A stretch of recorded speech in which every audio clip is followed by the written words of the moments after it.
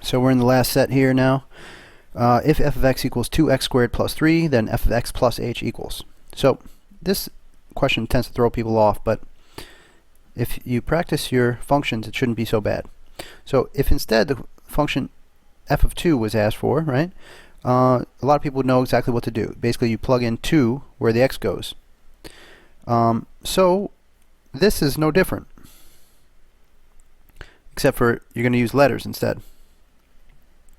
So whatever is here inside the parentheses is going to go in for x. From this point, we're just going to have to basically FOIL out. Okay, so this times itself plus 3. So now x times x is x squared, right? hx and hx is 2hx, and then h and h is h squared. This whole thing times 2 plus 3.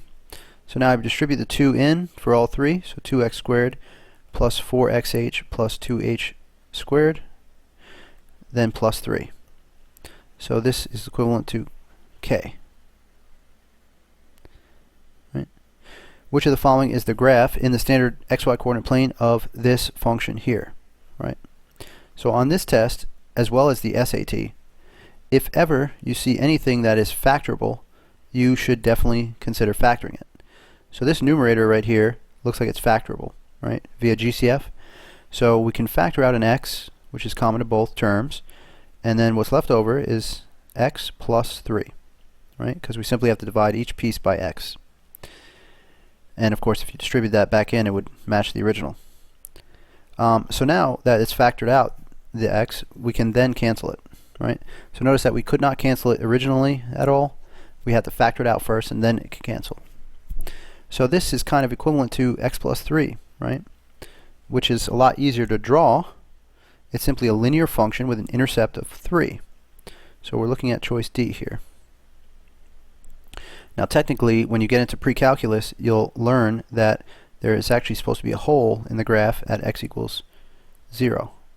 But for now, we'll just pretend like we didn't notice that.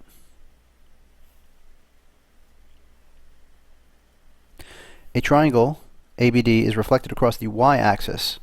Okay, so the coordinates of point A are this. What are the coordinates of point A prime?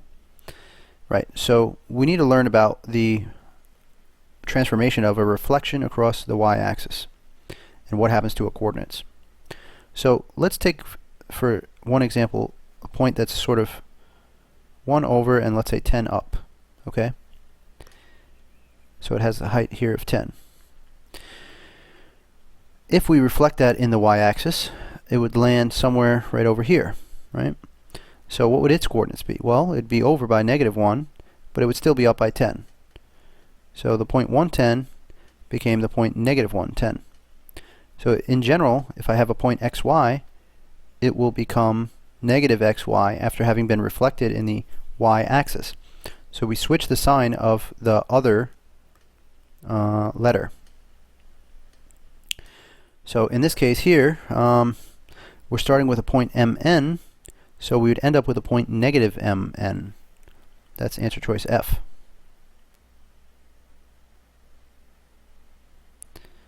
Okay, 59.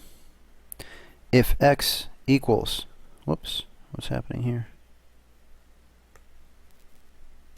Right, if x equals 3r minus 4 and y equals 3r plus 2, which of the following expresses the value of y in terms of x? So we want to get y, right? Well, I have it. It's right here. Right? The only problem is it's in terms of the wrong variable. I have it in terms of r. So I want to get rid of that r and replace it with something involving y. Sorry, and something involving x. So to do so, I have to look to this equation. Right? I have to isolate r, and then it'll be something involving x, and then I can plug it in. So to isolate r, I have to start by adding 4. I get x plus 4 equals 3r.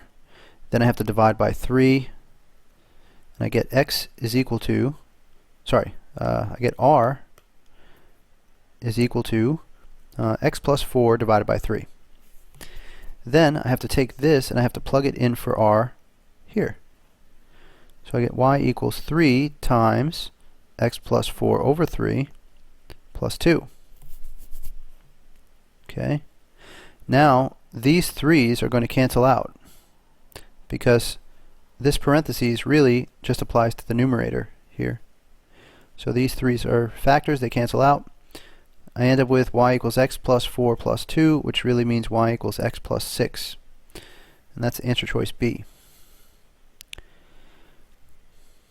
Alright, what is the cosine of pi over 12 given that blah blah blah blah blah? Okay, so for this one, here's what I would recommend. Just get rid of all of this stuff, don't need it, find this. We can use our calculator, right? So, let's see. Cosine of pi over 12 equals. Well, that's not a choice, right? So what could possibly be going wrong? Well, this calculator has got two modes, right? Radians and degrees. So whenever you have an angle involving pi, generally that means it's going to be in radians. So we have to switch to radians mode, okay, and then try again. We will get 0.96, okay. So that also does not look like a choice. However, there's three numbers here, or three choices I should say, that kind of have weird numbers in them. So maybe if we sort of see what these equal, they might equal the 0.96 we just found, right? Let's find out. So we'll do, and always keep in mind, of course, that when you have a binomial in the numerator, you need parentheses around it, right? When you're plugging it in. So parentheses, square root of 6 plus, whoops, I have to close that parentheses, don't I? Plus square root of 2, and then I have to end the parentheses for the numerator, divided by 4 equals. And lo and behold, I get the same exact value that I got before, and it turns out that this is the correct answer. Okay? So that's the first way to do it. Now the second way also involves the calculator. The difference being that instead of plugging in pi over 12, right, I could find the equivalent value of, instead of radians, I could find it in degrees. So I want to know how many degrees this is going to equal. So the trick is that pi radians is equal to 180 degrees. Okay? And instead of the degree symbol, which sometimes looks like an extra zero, I'm just going to use degrees, DEG. So the best way to go about transforming from radians into degrees is wherever you see a pi, just stick a 180 in instead. Okay? I mean, you can also use this as a conversion factor and do it sort of the appropriate way using dimensional analysis, right? In which case, well, let's look at that first. So we would have to do 180 degrees over pi radians such that the radians will cancel, leaving me with degrees. So pi times 180 over 12, and then let's see, 180 is really 18 times 10, and then 12. So then 18 is really 6 times 3, and 12 is really 6 times 2. The 6's cancel. 10 over 2 is 5, so I get 5 times 3 times pi, which is 15 pi. Did I do that correctly? Oh, sorry, there's a pi down bottom here. So the pi actually cancels out. And yeah, I kind of butchered this whole thing. It's supposed to come out to 150 degrees, right? Yeah, I think. Oh no, it actually is 15 degrees. Yeah. Anyway, the easier way, yeah, is to just pop a 180 in for the pi. So you do 180 over 12, which is 18 times 10 over 12, which is 6 times 3 times 10 over 6 times 2. These cancel. 10 over 2 is 5, so it's 3 times 5, 15. Okay? 15 degrees. Now, when you go to your calculator, you can put in, you're in degree mode, right? Make sure that you're in degree mode.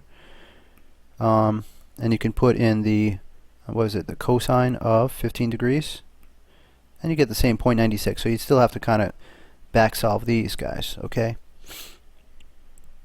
Right, now you might be curious as to what the sort of quote-unquote correct way to do this problem is. So let's have a look at that. Alright, so basically we're trying to find the value of 15 degrees, okay? And the way to do it, according to this rule, is to start with pi over 6, which 180 over 3, sorry, not pi over 6, pi over 3. So 180 over 3 is 60 degrees. Pi over 4 is 45 degrees. If we find the difference of those, right? So this is sort of the angle subtraction formula they're giving us. So the reason why they're doing this is when we learn trig, right? The whole goal of trig is to learn the sine, cosine, tangent of all the angles without using the calculator, okay? So in that class, we learned this angle subtraction formula to sort of expand our horizons beyond the sort of standard angles, 0, 30, 45, 60, and 90. Okay, these are our standard angles, which we already know the value of based on, for example, the 30, 60, 90 triangle, right? And also the 45, 45, 90 triangle.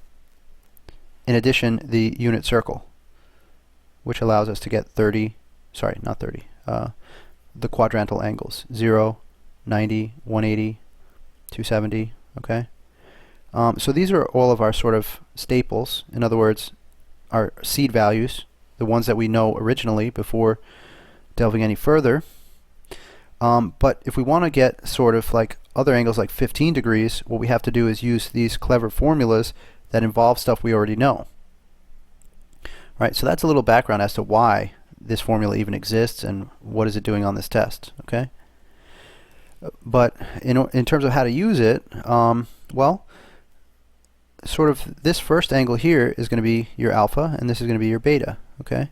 So we do cosine of alpha minus beta is cosine alpha cos beta. So we start by doing a cosine of alpha. So the cosine of pi over 3. That's going to be our first entry. So 1/2. And then we do a cosine of beta. Now beta is pi over 4. So we go here. Alright, times those up. And then we're going to add the sine of alpha. Again, alpha is pi over 3. So the sine of pi over 3 is this guy. We're at 3 over 2. And then times the sine of beta. And beta is pi over 4. So we go here. Rad 2 over 2. Okay, now we multiply tops and bottoms. So rad 2 over 4 plus, and then tops and bottoms again, rad 6 over 4. Now since 4 is kind of a common denominator, you can write it as one fraction, rad 2 plus rad 6. And of course the numerator is interchangeable. So that's why h is the best choice.